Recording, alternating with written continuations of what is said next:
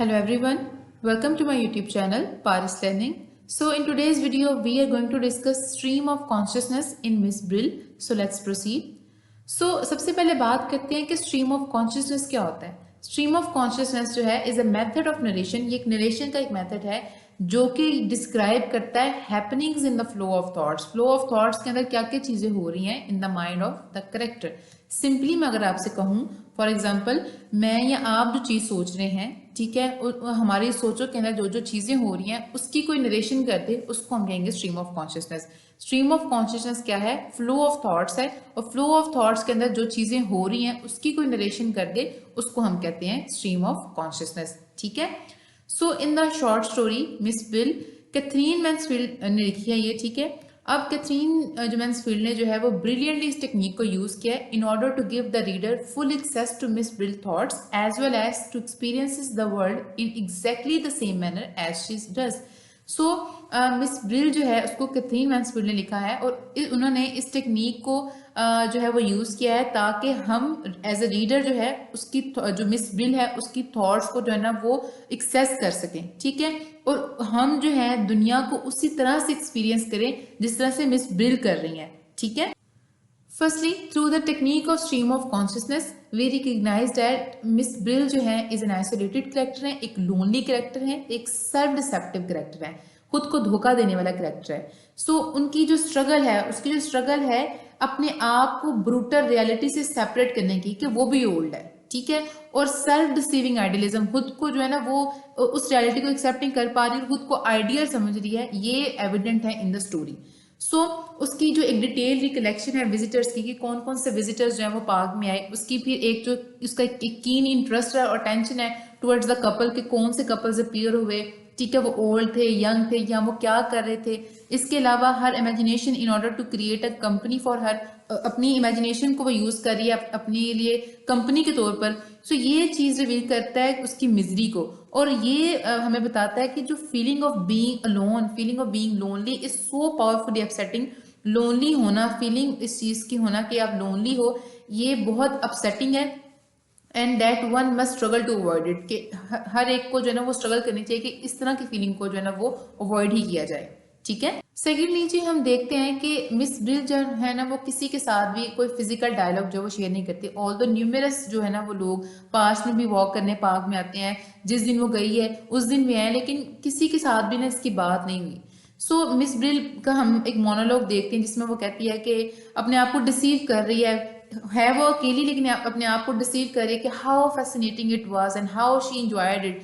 सो ये चीज बता रहा है, लेकिन रियलिटी के अंदर वो लोनली है. सो ये हम उसके डायलॉग्स के थ्रू, हम उसकी थॉट्स के थ्रू जो है ना वो हमें पता लग रहा है कि वो लोनली है. ठीक है. हमें her loneliness is revealed within herself. ठीक. Then through the use of stream of consciousness Mansfield is able to allow the readers to pray into the private thoughts of suffering yet the proud old woman who refuses to accept her solitary state. So ये इसकी condition से हमें ये पता लग रहा है, Mansfield जो हमें ये बताना चाह रही है, एक तो हम उसकी प्राइवेट थॉट्स तक पहुंचे और हमें ये पता लग रहा है कि ये जो है ओल्ड वुमेन है, ये सफर कर रही है लॉनलीनेस के साथ, लेकिन वो प्राउडी भी है. ठीक है. जो कि अपनी ये जो लोनलीनेस वाली स्टेट है, ठीक है, जिसकी आइसोलेटेड स्टेट है, उसको वो एक्सेप्ट भी नहीं कर पा रही. ठीक है. She refuses to be defeated and in her resistance she leads herself to the self deceptive state. So इसका जो रिफ्यूजल है, ठीक है, ये उसकी रेजिस्टेंस है, ये उसको जो है ना एक सेल्फ डिसेप्टिव स्टेट की तरफ लेके जा रही है. स्ट्रीम ऑफ कॉन्शियसनेस जो है वो interestingly able to paint an accurate picture of Miss Brill through her opinion about others around her.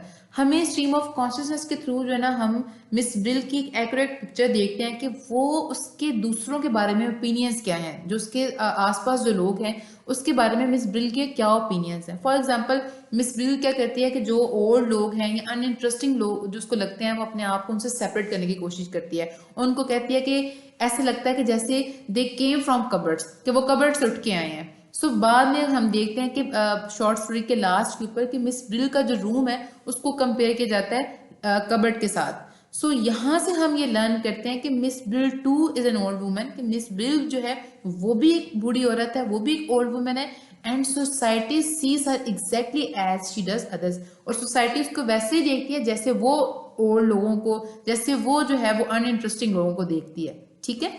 Moreover, at the end of the story, she is rejected and insulted by the young couple whom she called a hero and heroine.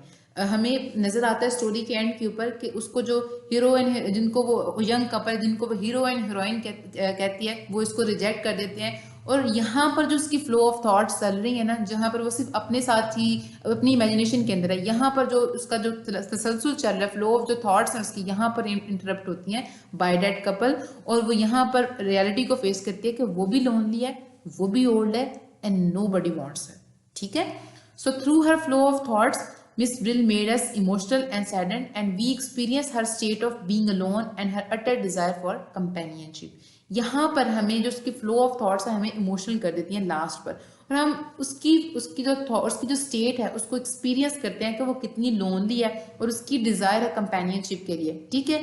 Also we experience the brutal reality of society towards an old alone old women. और दूसरा हमें देखते हैं कि किस तरह से society जो है ना एक अलोन वुमेन जो है, एक औरत को किस तरह से जो है ना वो डील करती है, ठीक है। उसकी वो सोसाइटी उसको कितना वैल्यू करती है, ठीक है। तो to sum up, by using the stream of consciousness, Mansfield has discussed the underrated issue of women who are struggling to stay within the acceptance of society.